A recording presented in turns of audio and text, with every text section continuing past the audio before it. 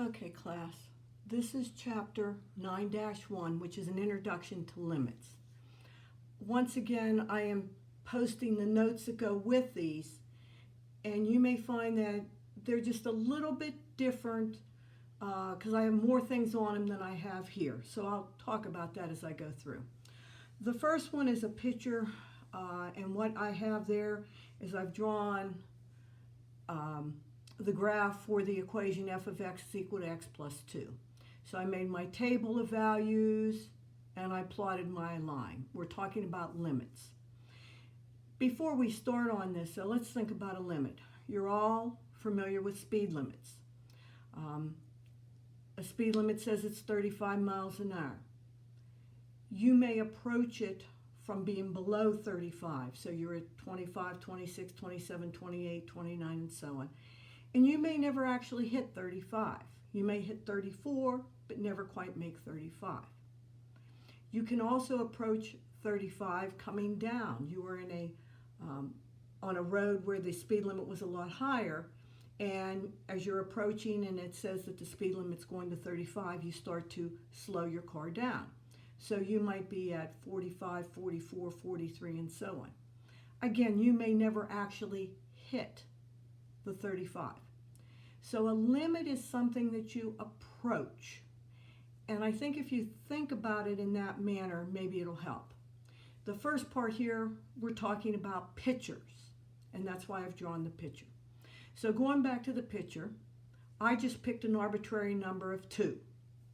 And I said the limit as x approaches 2. And you have two sides. You have from the negative side and the positive side. That's like being below the limit and above the limit. When we talk about approaching, because we're on a graph, the xy axis runs left to right.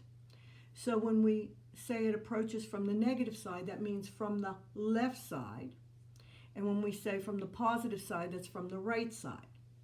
So if you look at the picture, and if you get on the actual graph, the closer you get to where x is 2, the closer y gets to 4. So the limit is 4 because it's what you're approaching. The limit as x approaches 2 from the positive side, and you can see the notation there, how we write it. Again, now you're coming from the right, so you're coming down the graph. And the closer you get to where x is 2, the closer you get to 4. So in both cases, the limits were 4. The second picture that I have there is just an f of x. I did not give you any equation for it. I just gave you a picture. You can see from the left, it kind of starts down and it curves up to an open circle, which means that's not included. There's then a closed circle above it, and you can see I put the coordinates for them there, and this is the exact same picture that's on the paper that's attached. It then comes down to the right to an open circle again. You notice that there's a closed circle in the middle there at 3, 3, and then there's another open circle, and then the graph continues where it kind of goes up and comes down. If you remember, these are all functions, and if there's a function, they pass the vertical line test, which is why sometimes I had closed circles with open circles above or below them. I did 2 different limits. I did the one on the left. I did the limit as x approached, I chose the number -4. So the limit as x approaches -4 of the function from the left, and you see the little negative there. So I got on that piece, and I came up, and the closer I got to where x was -4, the closer y got to 3. So that's why the limit as x approaches -4 from the negative side is 3. Normally, after you approach from the negative, they'll ask you to approach from the positive. So the limit as x approaches -4, it's always the same number from the positive side. Now I'm coming up from that right piece, and as I come up, the closer I get to where x is equal to -4, the closer it gets to 5. Y gets to 5, so the answer was 5. The third question is normally the limit as x approaches the number, in this case 4. You will notice there's no positive or negative after it. In order to get this answer, you look at the previous 2 answers. If those two are the same, then that's the answer. On this one, they were not. One was 3 and one was 5. So therefore, we say that the limit does not exist. Normally, the next question just asks you, what is f of 4? In other words, if x is 4, what is y? So you go to where it should be, it is a negative 4. If you go to where x is a negative 4, then it's just 5. And I see that I did miss putting the negative sign in on that board. Okay. Leave the last question down there for a moment. Let's do the right side. Here I asked, as the limit as x approached positive 3. So the limit as x approached positive 3 from the negative side is that line coming down.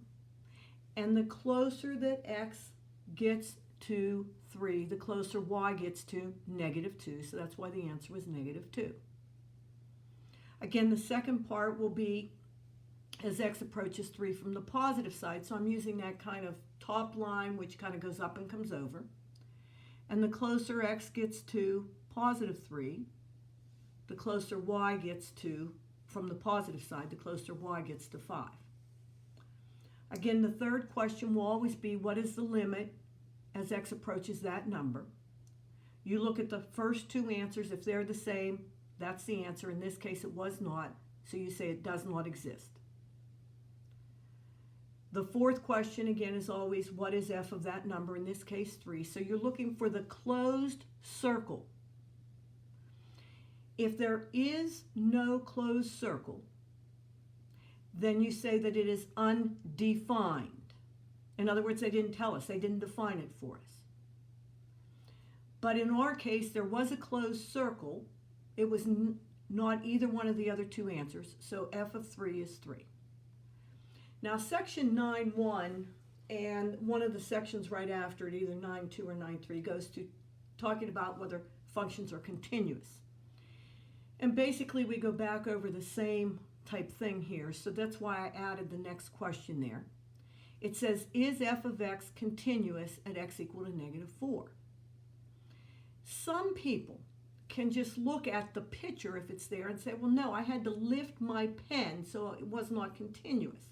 So they'll say, no, it's not. But if you don't have a picture, what you do is you look at the limit as x approached the number that you're looking for, and f of that number. And if those two are the same, then the answer is, yes, it is continuous, and if they're not, it isn't, which of course is what it is here. Now, when you go to your notes, on page 2 of the notes, there's another picture. It's slightly different than this one given here. And again, I ran through a couple different questions. I do the limit as x approaches negative 1, the limit as x approaches 5. I give all the answers. I ask if it's continuous, and you can kind of go through that. And then on the bottom of that page, with the same picture that's on that page, I did a third example, because what I wanted to show you is that if the limit as it approaches from the negative and the positive are the same, then that's the limit. If the limit as they approach from the left and the negative and positive are not the same, as we stated before, it does not exist. And then also about, there's an example of one being undefined. So that's all on page 2. On page 3 of the notes, I'm going through the properties of the limits. And on my second board here, I just started the properties. There's a lot of them, as there always are in math. So the two that I highlighted on my board here are probably the most important ones. They're the constant and just the regular limit. As you hopefully know, a constant is just a number. So the property of a constant says the limit of a constant number as x approaches c, whatever that may be, will always be that constant. So the limit as x approaches 5 of 8, I'm sorry, the limit as x approaches 5 of 5 is just 5. The limit as x approaches 3 is just that number. And there are some examples there. So the limit as x approaches 5 of 6 is just 6. And you can go through and you can see some of these as we go through them. The second one is the limit as x approaches c of some x. And it will always be whatever x is approaching. So the limit as x approaches 8 of x is 8. The limit as x approaches -4 of x is -4. The rest of the rules go through sum, difference, multiple, powers, division, and radical. And there are examples for a lot of those there. So I just took a couple here.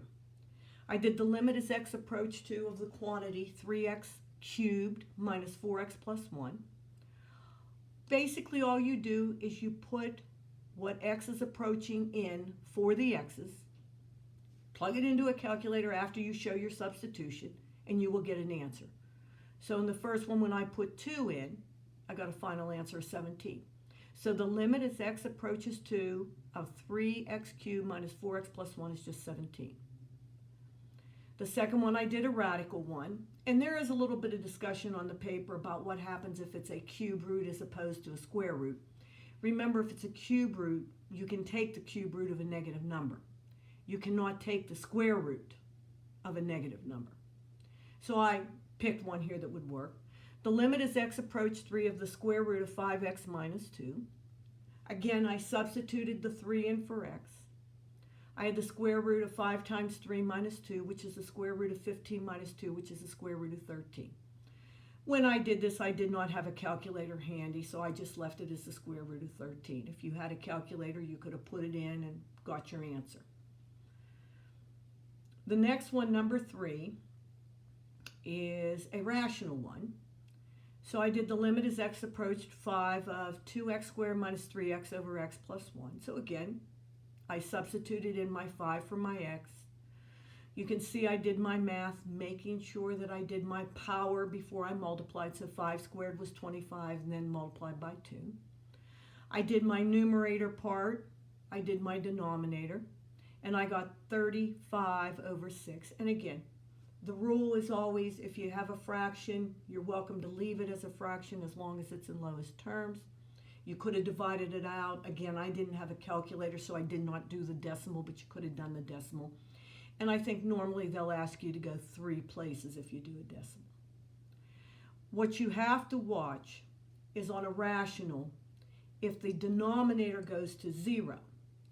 Because on this one, and since I couldn't factor or divide anything, I got 3 over 0. Since division by 0 can't be done, we say that the limit is undefined. Now I have a couple more things to say about limits, but unfortunately I only have 2 boards. So what I'm going to do is this one will be posted as 9-1, the first part. The second part will be a lot shorter, but again, it will just continue with the notes.